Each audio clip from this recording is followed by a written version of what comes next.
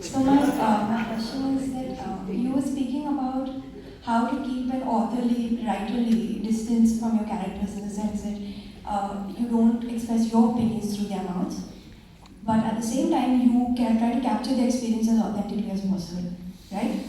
So how do you empathize while keeping that distance? Meaning, how do you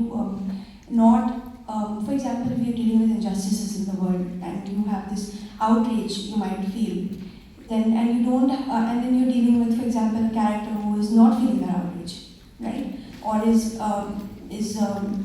jaded, or cynical, or villainous even.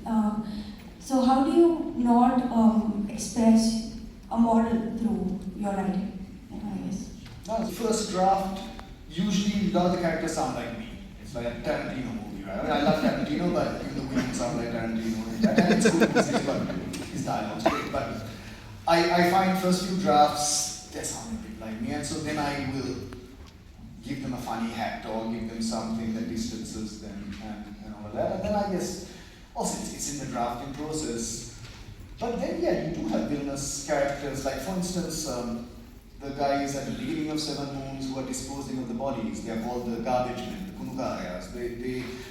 And so these two guys who are chopping up a body and dumping it into a lake. Now it's hard to, and there's another one and the driver, another guy who reputedly keeps cats and cuts them up and serves them to a Chinese restaurant. There are all these characters.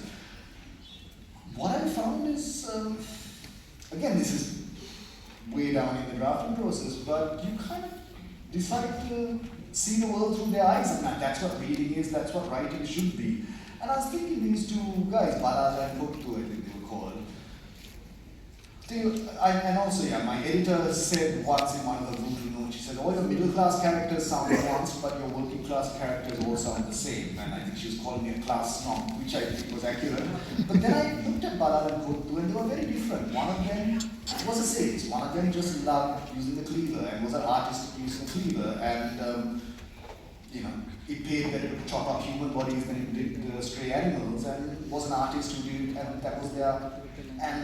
And most of the justification you find, and I read a lot of reports of these, second-hand reports of these tortures, is that the bad guys don't think they're bad guys. I mean, that's, may sound like a banality, but we forget that the bad guys think they are working on the side of the righteous, that they are doing these terrible things for the greater good. And so you have this artist guy who's like, he's artist cutting up bodies, but then you have Kuntu who's like, I'm a thief, I've been convicted, I can't get a job anywhere, I gotta feed my family, this work pays well, it's filthy work, I hate it, but I'm doing it. And so I think you can empathize with the most villainous and that's part of the fun, but it takes a while of spending time with them, and after a while they start speaking to you, and that's when the novel really kicks off. The question may be simply put as also, should we only empathize with the good? Can we not have empathy, or should we not have empathy with those who do not think like us? Anyone else?